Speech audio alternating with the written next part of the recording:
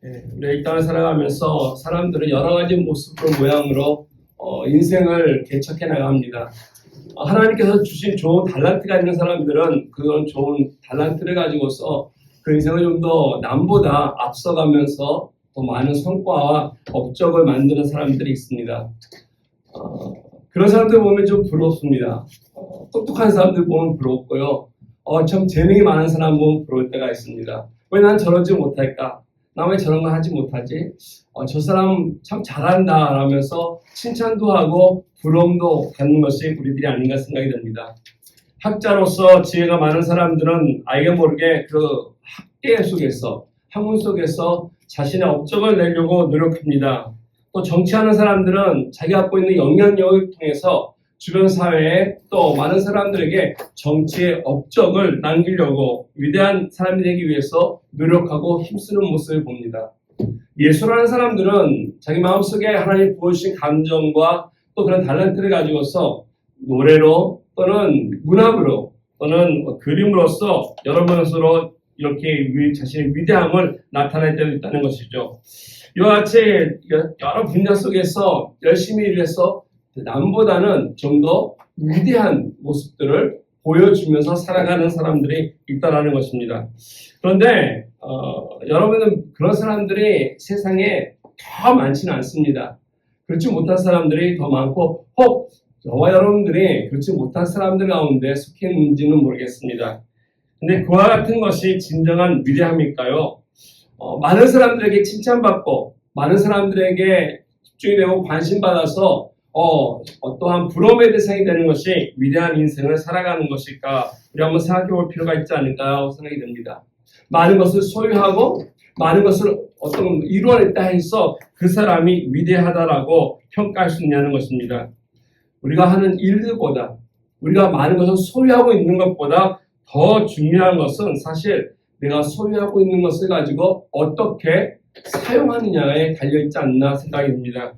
우리가 갖고 있는 일, 어떤 업적보다 그걸 쌓아가는 것보다는 내가 갖고 있는 것을 향해서 내 환경 속에서 어떻게 사용되느냐에 위대함이 있습니다. 이게 바로 하나님 나라를 살아가고 있는 우리 많은 크리스찬들에게 있는 인생의 도전이 아닌가 생각됩니다.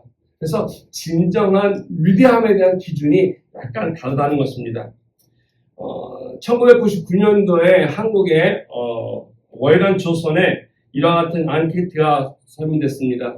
많은 기업인들, 또 전문가들, 경제 전문가들 한 109명을 대상으로 한 설문조사인데요. 대한민국을 이렇게 위대하게 빛내고 이렇게 업적을 쌓을 수 있는 위대한 사람이 누구인가라고 하는 그 대상을 설문조사했습니다. 많은 사람들이 생각하는 대로 흔히 생각하는 어떤 우리가 얘기하는 대로 뭐 삼성이나 SK나 이와 같은 큰 회사의 회장의 이름이 거론되지 않았다는 것입니다. 그때 누가 뽑혔냐면은 1971년도에 이 세상을 떠나신 유일한 회장이라고 하는 분이 가장 위대한 기업자로 선정이 되었다고 합니다. 혹시 여러분 유일한 이 박사님을 아시고 계신지 모르겠습니다.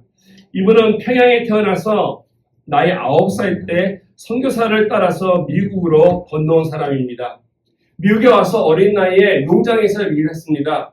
말 통하지 않는 이곳에서 열심히 신문 배달도 하고 식당에서 아르바이트로 고생하면서 고학교 때 그는 대학을 마치고 그리고 한국으로 돌아갔습니다. 그 당시에 돌아간 한국은 미국과 비교할 바 없을 정도로 가난하고 어려운 나라였습니다. 왜요? 유교가 끝나기 후였기 때문에 그렇습니다. 너무나 많은 사람들이 잘 먹지 못하고 가난한 가운데 결핵으로 인해서 많은 사람들이 고생하고 생명을 잃어가는 일이 있었습니다. 기생충이나 학질이나 피부병으로 고생하는 것을 보면서 우리나라 사람들이 얼마나 안타까웠는지 이걸 모습 보고 마음속에 국률한 마음이 들어서 결심을 했습니다. 어떻게 하든지 우리나라 사람을 도와주겠다라고 해서 세운 사업이 있는데 그게 바로 제약회사입니다. 약을 만드는 회사죠. 여러분 잘 아시는 바로 그 유한 양행이 바로 이분이 세우신 것입니다. 오늘날도 계속해서 그의 뜻을 이어서 이 회사가 운영이 되고 있습니다. 그는 많은 돈을 벌기 위해서 이 회사를 세운 것은 아닙니다. 많은 돈도 벌었습니다. 그러나 그 많은 부를 가지고서 그가 한 것은 뭐냐면 학교를 세웠다는 것입니다. 우리 대한민국이 어려웠던 그 시기에 학교를 세웠습니다. 대학교를 세우고 고등학교를 세워서 인재를 양육하는 데에 많은 투자를 했습니다. 이분이 1971년도에 세상을 떠났을 때 유서 한 장을 남기고 세상을 가셨는데 거기에 이렇게 기록이 되어 있다고 합니다. 자기가 가지고 있었던 많은 재산 가운데 단 1만 불만 자기 손녀딸이 대학을 마칠 때까지 사용하라고 주고 나머지 모든 재산, 그가 가지고 있었던 주식과 소유했던 땅 모든 것을 사회에 환원했다는 것입니다. 도네이션 해가지고 교육 사업을 하는 데 사용하기를 원합니다라고 적혀 있었습니다. 한 사람의 인생의 어떤 진정한 위대함이라고 하는 것은 사실 얼마나 많은 것을 가지고 있느냐에 달려있지 않습니다. 오늘날 수많은 배국자가 많습니다. 몇 전에 라디오 들었더니 올해 100만 장자가 훨씬 더 많이 늘었다는 것입니다. 그런데 중요한 것은 그것을 가지고 내가 무엇을 하느냐, 어떻게 사용하느냐에 달려있다는 것이죠. 내 인생이 하나님 손에 달려서 어떻게 하나님의 일을 행하는가, 이 사회 속에서 하나님의 뜻을 이루는가에 있지 않을까 생각이 듭니다. 내가 가진 것이 작다 할지라도, 별 볼일 없다 할지라도 하나님이 필요로 하는 곳에 내가 그곳에서 쓰임받는다면 정말로 그것은 위대한 인생이 될 수 있다고 믿습니다. 아무리 가진 것이 없어도 또는 아무리 가진 것이 많아도 내가 아무것도 하지 않는다면 하나님 앞에 영광 돌리지 못하겠지만 내가 아무것이 없더라도 하나님 앞에 아름답게 쓰임받을 수 있는 그 가치 있는 인생, 이것이야말로 위대한 인생이라고 말씀드릴 수 있습니다. 우리가 복음서를 공부하다 보면, 성경 읽다 보면은 참 많은 사람들을 만납니다. 많은 사람을 만났는데 그 가운데 예수님이 평가한 사람 가운데 정말 위대한 사람이 한 명 있습니다. 그 위대한 자는 누가 보면 7장에 보면 나오는데요. 이 사람은 왕족도 아니었습니다. 귀족이 아니었다는 것이죠. 또 많은 돈을 가지고 있었던 부자도 아니었습니다. 또 집도 소유한 사람이 아니었습니다. 그는 광야에 또 들판에서 살던 사람이었습니다. 심지어 먹을 것이 없어서 석청을 먹고 살았습니다. 화려한 옷도 입지 않았습니다. 그는 짐승의 가죽 옷을 입고 다니면서 유랑인같이 살았던 사람이었습니다. 그리고 그의 마지막은 어떻게 됐냐면 헤롯 안티파스에게 목배임을 당해서 이 세상에 그의 삶을 드렸던 사람이었습니다. 예수님은 그 사람을 향해서 여인이 낳은 자 중에 가장 위대한 자라고 평가했습니다. 여러분 누군지 아시겠습니까? 세례 요한이죠. 왜 집도 없는 사람이, 돈도 없는 사람이, 옷도 없는 사람이, 집도 없어서 들판에 살면서 석청이나 먹던 이 사람이, 왜 이 사람이 예수님께서 여자가 낳은 사람 가운데 가장 위대한 자라고 얘기할까요? 그는 그에게 있었던 소유함의 위대함이 있었던 것이 아닙니다. 많이 뭐가 있어서 위대한 것이 아니었다는 것입니다. 오히려 그는 하나님의 나라를 위해서 문을 열고 그 나라를 이루시게 오신 예수 그리스도를 예비하고 또 준비하는 데 쓰임받은 인생이 되었기 때문에 그렇습니다. 저 여러분들이 나라에 하나님 앞에 섰을 때, 예수님이 우리를 맞이하러 왔을 때 여러분 어떤 평가를 주님으로부터 받겠습니까? 어떤 명분을 가지고, 무엇을 가지고 우리가 하나님 앞에 내 인생을 이렇게 살았습니다, 또는 하나님 이와 같은 평가를 내가 받는 데 두려움이 없습니다, 또는 혹시 부끄러워하는 모습으로 서 있지 않겠습니까? 저와 여러분들이 이 땅에 살아가는 것은 그냥 하루하루 어쩔 수 없어서 죽지 못해 마지 못해 살아가는 인생이 아니고 이 땅에서 위대한 인생을 살라고 하나님이 보내주셨다고 하는 사실을 오늘 다시 한번 생각해 보시기 바랍니다.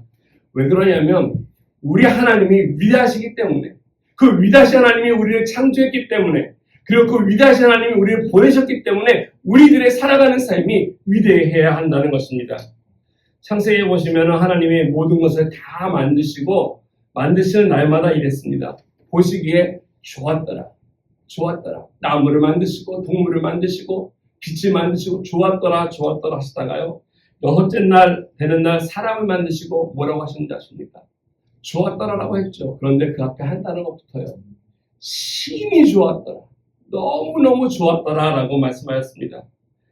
여러분, 우리들은 하나님 앞에서 평범한 사람들이 아니라는 것이죠. 우리가 이 세상에 있는 다른 피조물과 같지 않다라는 것입니다. 저와 여러분들이 그저 평범한 삶으로 살아갔다면은 하나님 우리를 그렇게 창조하지 않으셨을 것입니다. 우리는 하나님의 평가에 걸맞게 심히 좋은, 심히 아름다운 인생으로 이 땅 가운데 살아가면서 하나님의 영광에 드러낼 것을 우리 하나님은 기대하고 계시다는 것입니다. 우리가 어떻게 할 때 한 번밖에 살지 못하는 우리들의 삶을 통해 이와 같은 아름다운 자취를 남기면서 평가를 받을 수 있을까요? 우리가 골로새서를 이렇게 보면서 우리 인생 설계를 좀 우리가 지금 나누고 있습니다. 몇 주 계속 시리즈로 말씀을 나누고 있는데 하나님 앞에 바르게 영적으로 살아가기 위한 영적 설계가 필요하다고 말씀드렸습니다. 그래서 우리들의 인생의 방향이 바로 돼야 한다고 말씀드렸죠. 또 우리가 가져야 할 소망이 있습니다. 그래서 그 소망을 어떻게 설계해야 되는지도 나눴습니다. 성공자가 되기 위해서 어떻게 우리가 성공의 설계를 해야 할 것인가, 그 필요에 대해서도 지난주에 말씀하였고, 또 사랑을 할 때도 마찬가지로 사랑의 설계가 필요하다고 말씀드렸습니다. 오늘 우리는 하나님 앞에 그 같은 인생을 살아가는데 위대한 인생을 살기 위한 설계 또한 필요하지 않을까 생각이 됩니다. 오늘 본문을 통해서 어떠한 인생이 하나님 앞에 위대한 인생으로 살아갈 수 있을 것인가, 그와 같은 인생을 살아갔던 한 사람의 인물을 보면서 그의 고백을 통해서 우리 또한 그와 같은 발자취를 따라가기를 원합니다. 오늘 말씀 속에서 2000년 전 역사상 가장 위대한 삶을 살았다고 말씀드릴 수 있는 사람이 기록한 본문이 바로 오늘 골로새서의 본문입니다. 바로 사도 바울입니다. 물론 예수님 오시기 전에 가장 위대한 인생을 산 사람은 세례 요한이었을지 모르겠지만 예수님이 오시고 난 다음에 그 복음을 통해서 하나님의 나라와 하나님의 은혜와 사랑과 복음을 전하면서 열심히 살아갔던 사람이 있다면 그것은 바로 사도 바울이라고 말씀드릴 수 있습니다. 물론 사도 바울만 복음 전한 거 아닙니다. 베드로도 훌륭했습니다. 다른 제자들도 다 아름답고 멋있고 정말 위대한 인생을 살아가셨죠. 근데 사도 바울만큼 복음에 대한 영향력이 오늘날까지 우리에게 도전을 주고 또 본받을 만한 대상으로 남겨지는 사람은 그렇지 많지 않다고 생각됩니다. 많은 곳을 다니면서 그 당시에 교회를 세웠습니다. 교회를 세우고 예수의 복음을 담당하기 위해서 위험을 무릅쓰고 바다를 건너고 유럽까지도 진출했던 사람, 나중에 로마에까지 가서 로마를 복음화시키는 데에 정말 모든 인생에 바쳤던 사람이 바로 사도 바울입니다. 무엇이 사도 바울로 하여금 이처럼 하나님 나라를 위해서 그의 삶을 다 들여가면서 헌신하면서 살게 했던 동기가 무엇일까? 오늘 그의 인생을 보면 세 가지 중요한 것이 있는데 우리 하나씩 한번 살펴보기 원합니다. 첫 번째로 우리 인생이 하나님 앞에서 뛰어난 인생이 되려면 위대한 의도가 필요하다는 것입니다. 우리 마음에 어떤 의지가 있어야 되고 뜻이 있어야 합니다. 위대한 삶은 그냥 주어지는 것 아닙니다. 내 마음속에 내가 위대한 삶을, 하나님이 주신 위대한 뜻을 내가 이루고자 하는 그 뜻이 있을 때, 그 뜻을 품을 때 가능하다는 것입니다. 어떠한 생각이고 어떠한 뜻이겠습니까? 하나님의 뜻이라는 것입니다. 하나님의 의도하신 그 의도를 파악하고 그걸 묵상하고 그것을 내 인생에 적용시켜가면서 살아갈 때 우리는 위대한 쪽으로 인생을 살아가게 될 것입니다. 오늘 28절 말씀 보시면 사도 바울이 마음속에 품었던 어떻게 보면 가장 위대하다고 생각한 인생의 뜻이 나와 있습니다. 28절 보니까 우리가 그를 전파하며 각 사람을 권하고 모든 지혜로 각 사람을 가르침은 각 사람을 그리스도 안에서 완전한 자로 세우려 합니다. 사도 바울의 인생의 방향성이 정말 잘 나타나 있지 않습니까? 그가 무엇을 위해 살겠다고 이야기하고 있습니까? 그는 예수 그리스도를 전파하겠다라고 얘기합니다. 또 예수를 전파하는 걸로 끝나는 게 아니라 전파해서 각 사람을 한 사람 한 사람을 그들을 권면하고 양육하고 가르쳐서 마침내 예수 그리스도와 똑같은 예수를 닮아가는 성숙자로 만들어내는 것. 이게 다른 말로 하면 온전한 그리스도인을 세우는 사람으로 꿈꾸는 인생을 바울이 마음속에 품고 기도하며 달렸던 것입니다. 다른 많은 것을 그는 할 수 있었습니다. 라비여서 부자였기 때문에 그는 많은 것을 할 수 있었음에도 불구하고 사람 세우는 것만큼 소중하고 중요한 것이 없음을 알고 이 일에 그의 인생을 걸었습니다. 저도 우리 교회 사역에 있어서 사람을 세우는 거 매우 소중히 생각합니다. 저는 여기에 같이 이 생각을 동의하고 공감하고 제 마음에 품고 인생을 살아왔습니다. 사람을 가르친다는 것은 그의 인생을 바꿔주는 일입니다. 바울이 평생 살아가면서 수많은 사람들을 지도해 갈 때 여러 차례의 선교 여행을 통해서 정말 목숨이 위험한 곳을 다니면서 개척했는데 그가 했던 많은 것은 딱 하나입니다. 교회를 많이 개척하는 것이 아니라 바로 한 사람 한 사람, 예수를 닮은 한 사람 한 사람을 세우는 데 초점을 맞춘 것입니다. 그가 얼마나 이 일에 열심히 했냐면 그것은 데살로니가서 2장 19절과 20절에 보면 그렇게 얘기합니다. 주 예수 강림하실 때에 받게 될 기쁨과 자랑의 면류관이 무엇이겠느냐? 바로 그분 앞에서 너희가 아니겠느냐? 열심히 전도하면서 수고하면서 가르쳐서 세운 한 사람 한 사람이 나중에 예수님 앞에 같이 섰을 때에 그가 마음속에 하나님 앞에 내놓을 수 있는 그와 같은 영광이 될 것임을 그가 고백했다는 것이군요.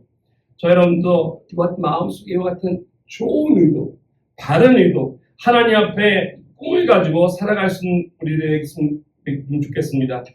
이 땅에 예수님께서 사신 동안에도 열심히 하나님 나라를 위해서 귀한 사람들을 부르시고 제자를 삼으시고 그리고 집중하면서 가르치셨습니다. 그리고 떠나셨습니다. 그 12사람이 별 볼 일 없던 사람들이 어천했던 시골떼기들이 세상을 뒤집어 놓지 않았습니까?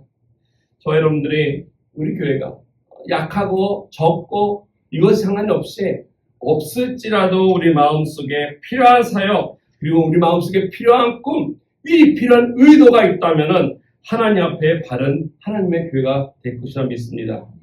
저는 교회 위해서 기도하면서 여러분들의 기도하면서 기도했던 게 많아요. 다른 사람들도 마찬가지지만 우리가 하나님 앞에 좋은 양들이 됐으면 좋겠다. 착한 양들이 됐으면 좋겠다라고 기도할 때가 있습니다. 그건 뭐냐면 착한 양이라고 하는 것은 일단 거짓이 없는 양입니다. 그리고 착한 양들은요. 자기 목자의 음성을 알아듣습니다. 그리고 그 목자를 알고 그 목자를 따른다라고 요한복음에서는 말씀해 주고 있습니다. 그와 같은 착한 양, 목자의 음성을 바로 들을 줄 알고 그 목자의 음성대로 따라갈 수 있는 그 양, 그 목자가 누구겠습니까? 저희일까요? 아니요. 예수 그리스도라는 것이죠. 예수 그리스도의 음성을 듣고 예수 그리스도를 알고 예수 그리스도를 따라가는 착한 양, 그 양이 될 때 우리 삶 속에 변화가 일어나고 우리를 통해서 다른 사람 또한 누군가를 돕고 섬기며 이끄는 데 쓰임받을 수 있다고 저는 믿습니다. 제가 대학교 마지막에 쓴 논문이 제자아동인데 저는 남미에서 생활하면서 이민 생활하면서 반대했던 것 중에 하나가 무엇이냐면 한국에서 치는 한국 선교사님들이 신학교 세우는 것을 별로 저는 좋아하지 않았어요. 신학교를 세워서 신학생들을 자꾸 만들어내서 목회자 만드는 것을 가만히 보면서 저는 그렇게 효율적이지 않다라고 저는 얘기했었습니다. 왜 그러냐면 그렇게 해서 사람을 세워나가지 못하는 것을 많이 경험했기 때문에 그렇습니다. 신학교를 다 나온다고 모든 사람들이 좋은 목회자가 되느냐? 그렇지는 않더라고요. 좋은 크리스찬이 되느냐? 결코 그렇지 않습니다. 예수님이 성경을 통해서 우리에게 보여주신 제자도는 학교를 통해서 되지 않다는 것이죠. 근데 이 전 세상은 알게 모르게 이 로마 시대부터 아니 헬라 때부터 이와 같이 학교를 통해서 학습되어 오고 똑같은 사람들을 생산하는 시스템이 되어 있습니다. 그래서 유럽에서 학교가 시작되었고 학교라고 하는 그 안에 여러 학생들이 앉아서 똑같은 것을 배워나가면서 똑같은 생산이 되는 것이 바로 이 서양 문화고 서양 시스템입니다. 우리나라는 참 잘 됐어요. 오히려 그게 들어와서 학교가 교회가 학교처럼 말씀 가르치고 해서 우리는 참 득을 보는 정도인데 근데 남미는 잘 안 돼요. 가만히 봤어요. 왜 안 될까? 남미 사람들은 공부하는 거 싫어해요. 물론 우리도 마찬가지 아닐까요? 근데 싫어하는 이유가 있어요. 역사적으로 봤을 때 중남미에 있던 많은 인디언들의 부족들은 학교라고 하는 시스템이 없었습니다. 아스텍이나 과란이나 그 어떤 족도, 잉카도 마찬가지로 학교 제도가 없었기 때문에 똑같이 앉아서 똑같은 것을 배워서 나아가는 그런 시스템이 없었습니다. 그들은 이곳 저곳을 떠다니면서 철이 되면 이곳 가서 사냥하고 이곳 가서 열매 따는 사람들이기 때문에 한 곳에 머무르지 않았던 것입니다. 그리고 가르치는 것이 있다면 오히려 주술사들이나 그들에 있어 제사장만이 비밀스럽게 내려오던 전통을 가르쳤던 것이죠. 어떻게 그들의 문화가 이러느냐 가만히 보면 그들의 부모나 누군가 하는 것을 보고 따라하면서 전수되었던 것을 봅니다. 그러니까 저는 그 논문에 이렇게 썼어요. 우리 그 당시에는 메시가 아니라 마라도나였기 때문에 우리는 이 세상에 크리스찬 같은 마라도나 같은 크리스찬들이 있어야 된다라고 하는 얘기했습니다. 남매는 축구를 학교 와서 배우지 않습니다. 그냥 길거리에서 배워요. 열심히 뛰어요. 맨발로도 하고 찢어진 공으로도 하고 재밌어서 합니다. 그 축구의 매력을 하고 그리고 마라도나가 어떻게 공을 드리블하는 걸 보면서 환호하면서 기뻐하면서 나도 저 사람처럼 되고 싶다라는 것이 우리 마음속에 많이 있었습니다. 그리고 그를 따라합니다. 성경에서 얘기하는 제자도가 그것이 아닌가 저는 봤습니다. 나를 보고서 저 사람 크리스찬인데 정말 멋있다. 저 사람 살아가는 삶을 나 또한 닮아가고 싶다라고 해서 따라갈 때 그런 의도 속에서 사람들이 세워진다고 저는 믿습니다. 그러할 때 힘든 것이 아니라 동기부여해서 열심히 그와 살아간다는 것이죠. 그래서 저는 중남미의 지하도는 학교에 있지 아니하고 삶 속에 있어야 한다고 예수님이 성육신에서 학교가 아닌 삶에서 보여주신 것처럼 예수 믿으라고 얘기하지 않더라도 살아가는 모습을 보면서 매력을 느끼고 야 너 축구해가 아니라 내가 드리블하는 걸 보여주고 고르는 걸 보여주고 멋있었을 때 같이 그것을 하고 싶어하는 마음이 우리 마음속에 일어나는 것처럼 그러할 때 참된 제자도가 이루어지는 것이고 하나님의 귀한 사람들이 세워지는 것이 아닌가 저는 봤습니다. 오늘 말씀을 보면서 바울이 했던 것이 이것입니다. 예수를 전했습니다. 그러나 그의 삶을 통해서 예수 그리스도를 열심히 전도했다라는 것이죠. 이같이 좋은 꿈이 있으면 하나님 앞에서 원하시고 많은 이와 같은 뜻을 이뤄나갈 수 있다라는 것입니다. 이사야서 60장 21절과 20절에 보면은 하나님께서 이 땅 가운데 회오 일으키실 때 이와 같은 말씀하십니다. 내 백성이 다 의롭게 되어 영영이 땅을 차지하리니 그들은 나의 힘은 가지요 나의 손으로 만든 것으로 나의 영광을 나타낼 것인즉 나는 작은 자가 천을 이루겠고 그 약한 자가 강국을 이룰 것이다. 때가 되면 나 여호와가 속히 이루리라. 많은 사람이 필요하지 않다는 것입니다. 조그만 사람, 몇 명 안 되지만 하나님 앞에 바른 뜻을 가지고 바른 의도를 가지고 해나가는 사람이 하나님의 뜻을 따라서 위대한 인생으로 위대한 나라를 회복시키며 이끌어간다는 뜻입니다. 하나님 나라는 많은 사람의 손에서 이루어지지 않았습니다. 예수님을 통해서 12제자를 통해서 시작되어서 온 세계까지 지금까지 이와 같은 역사가 이루어지고 있고 이어가고 있다는 것입니다. 저는 우리 올영교회가 이와 같이 우리 한 사람 한 사람이 하나님 앞에 예수 그리스도를 닮아가기를 원하고 예수님 앞에 온전한 믿음의 성숙을 이뤄가면서 착한 양이 되어서 다른 사람을 보여줄 때 저 사람처럼 예수 믿고 싶다. 저 사람처럼 함께 교회 생활하고 싶다. 저 사람처럼 함께 그 구원의 기쁨을 누리며 나아가고 싶다라고 도전 줄 수 있는 우리의 마음속에 이와 같은 꿈, 의도를 가지고 살 수 있는 저와 여러분의 되기를 주님의 이름으로 축원드리겠습니다. 두 번째, 이런 의도를 실천하기 위해서는요. 그냥 되진 않아요. 꿈만 꾼다 되는 거 없습니다. 우리에게 위대한 헌신이 또한 필요하다는 것입니다. 소중한 일일수록, 귀한 일일수록 그냥 주어지지 않습니다. 그만큼 거기에 따르는 헌신이 필요하다는 것이죠. 오늘 보면 29절에 보면 사도 바울이 사람을 온전하게 세우시는 이 사역 속에 그가 무엇을 하겠다고 했는지를 잘 고백해주고 있습니다. 이 일을 위하여, 이 사역을 위하여 나도 내 속에서 능력으로 역사하시는 이의 역사를 따라 힘을 다하여 수고하겠다. 제자를 삼고 사람을 양육하는 이 사역을 그냥 하겠다는 것이 아니라 적당히 하겠다는 것이 아니라 힘을 다하여 온 힘을 다하여 하겠다는 것입니다. 헬라어 원문에 보면은 이 힘을 다하여가 아고니즈마이라고 한다는 뜻입니다. 아고니즈마이. 이거는 뭐냐? 그냥 쏟아붓는 것이 아니라 그냥 땀을 뻘뻘 흘릴 정도로 진땀을 해서 정말 혼신을 다하는 이와 같은 것인데 이게 마음을 다하고 그 다 할 때 나타나는 그런 현상입니다. 어떤 사람은 이것을 산모가 아이를 낳을 때 겪는 진통에 비유했기 때문에 우리 많은 남자분들은 잘 이해하지 못할 것 같아요. 여자분들은 잘 이해하실 것 같습니다. 그런데 이 진통을 겪은 후에 비로소 위대한 한 생명이 태어나지 않겠습니까? 하나님의 뜻을 감당하기 위해서는 이와 같은 땀 흘림과 헌신과 수고와 노력이 필요하다는 것입니다. 예수님이 십자가를 지실 때에도 나는 신이기 때문에 하나님의 아들이기 때문에 십자가 지면 뭐 가볍게 질 수 있지 그렇게 하지 않으셨다는 것이죠. 그 전날 밤 겟세마네 동산에서 기도하실 때 정말로 땀방울이 핏방울 듣기까지 온 힘을 다하여서 전심을 다하여서 그는 기도하였습니다. 예수님 또한 그와 같이 하나님의 귀한 사역을 이루기 위해서 자기의 주신 사명을 감당하기 위해서 이와 같이 자기의 모든 것을 전심을 다해서 하였는데 저희와 여러분들이 이 땅 가운데서 위대한 인생을 살기 위해서 어떻게 그저 할 수 있겠습니까? 우리가 하나님 앞에 우리들의 삶 속에서 모든 것을 최선을 다해서 놨을 때 그때 하나님이 영광을 받으실 것입니다. 1990년대 미국 공황이 왔을 때 경제적으로 참 어려운 시기가 있었다고 합니다. 많은 사람들이 힘들었을 때 제일 먼저 판매가 안 되는 것 중에 하나가 무엇인지 아십니까? 책입니다. 책. 서점에 판이 날린대요. 뭐 먹고 살기 힘든데 누가 책을 읽겠습니까?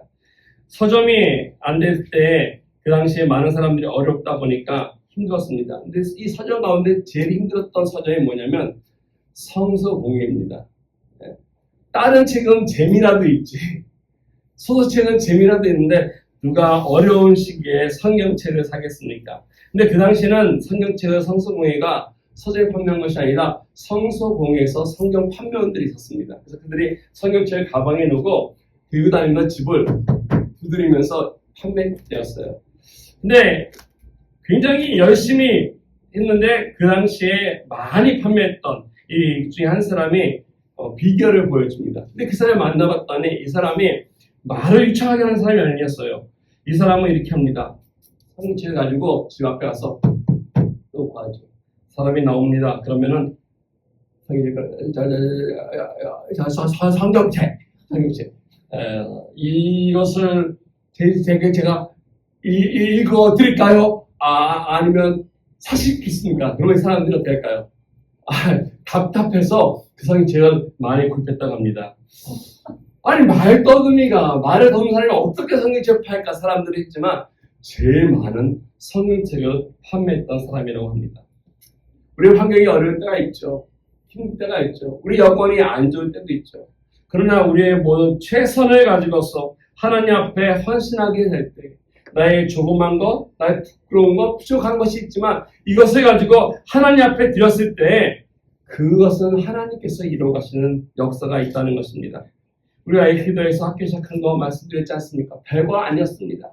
그러나 하나님의 손에 이끌림만 됐을 때 이것을 많은 이들 마음속에 꿈이 되고 그 꿈이 하나씩 실현되는 걸 보면서 그들에게 더욱더 높고 위대한 인생으로 변해가는 모습을 볼 수 있습니다.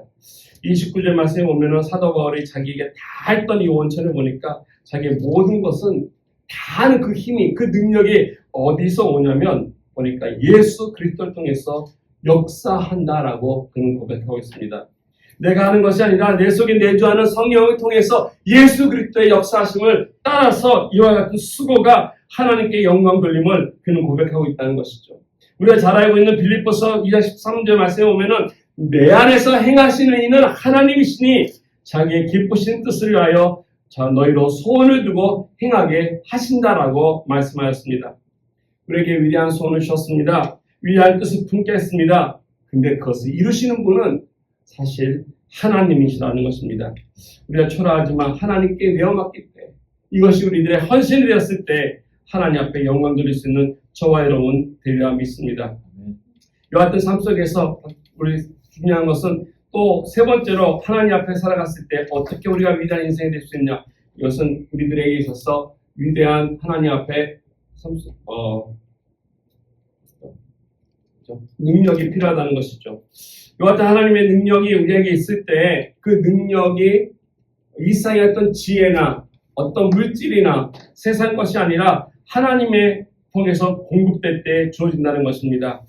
우리가 창세기 공부하면서 보지 않았습니까? 요셉을 보면서 그런 참 어려운 인생을 살았음에도 불구하고 하나님께 귀하게 쓰임받았습니다. 그런데 중요한 것은 그의 인생 속에 누가 있었는지 아시지 않습니까? 여호와가 함께함으로 여호와는 함께함으로 형통케 되었다라고 이야기하고 있습니다. 요셉뿐만 아니라 다니엘에게도 마찬가지입니다. 어려운 환경 속에서도 하나님께서 함께 하시는 말마 그 능력이 있었다는 것이죠. 그러할 때 우리들 삶 속에 하나님이 원하시고 기뻐하시는 뜻을 이뤄갈 수 있는 그 능력이 드러난다는 것입니다. 우리의 삶 속에 질병도 찾아올 수 있고요. 경제적인 어려움도 찾아올 수 있습니다. 그때 우리가 붙들 수 있는 것, 내가 삶 속에 우겨싸움을 당하는 어려움이 있을 때 붙들고 나아갈 수 있는 것이 바로 예배 자리고, 그 자리에서 하나님의 능력을 경험하고 체험하고 그 능력으로 살아갈 수 있을 것입니다. 언제 이것도 신앙접지에 여하튼 들으셨습니다. 어느 목사님이 그 교회 안에 안타깝게도 위독한 병이 걸린 두 분이 서로 다른 분인데 치료하게 됐는데 둘 다 불치병에 걸렸다는 진단이 왔습니다. 생명을 건질 수 없다고 하는 아주 어려운 진단이 왔습니다. 그런데 그 진단을 받은 이 두 사람이, 한 사람은 그날 밤에 돌아와서 자기가 결코 살 수 없다고 하는 그 진단 속에 목을 메고 자결을 했습니다. 너무 안타까운 일이죠. 근데 똑같은 진단을 받은 다른 사람은 여자였는데, 자매였는데 죽음의 질병에 걸렸음에도 불구하고 그는 사막 가운데서도 꽃이 피게 하시는 하나님, 죽은 자도 살리게 하신다고 하나님을 믿고 의지하면서 내 몸이 시들고 아프고 병들었지만 마지막 순간까지 하나님 앞에서 모든 걸 내놓겠다 해서 그가 했던 것은 거리를 찾아가서 헌신하고 나눠주고 시골에 가서 봉사하고 예수를 전하면서 살아갔던 삶을 시작했습니다. 얼마 못 산다고 했던 그녀의 삶이 오히려 의사가 진단했던 것보다 5년 이상을 더 아름답게, 더 귀하게, 더 가치 있게 살아가면서 복음을 전하다가 하나님의 부름을 받았다고 합니다. 언젠간 다 우리들의 목숨이 끊어져서 이 세상을 떠날 것입니다. 그러나 그 있는 가운데 우리가 하나님의 능력을 가지고서 그 능력을 체험하면서 기적을 만들어 가시는 하나님과 더불어서 기적의 주인공들이 되지 않을까요? 이 시간에 우리가 이것을 기억하면서 하나님께 기도하기 원합니다. 하나님, 내 인생이 이곳에서 그냥 살다가 이민자로 살다가 그냥 아무도 알아주지 않고 없어질지 몰라도 하나님 나라 갔을 때 정말 위대한 인생, 내가 보낸 대로 정말 멋있게 살고 왔노라라고 칭찬받을 수 있는 인생이 될 수 있도록 우리 같이 기도하기 원합니다. 하나님, 내 마음속에 하나님의 꿈을, 하나님의 좋은 의도 허락하여 주십시오. 내 마음속에 그것을 가져와서 최선을 헌신할 수 있는 그와 같은 장소, 그와 같은 시간, 그와 같은 기회들을 허락하여 주십시오. 그리고 이 모든 것을 나의 능력이 아니라 이것을 이루어가시는 예수 그리스도와 함께 할 수 있도록 도와주십시오. 이 시간까지 기도하며 나가겠습니다. 우리 함께 같이 기도드리겠습니다.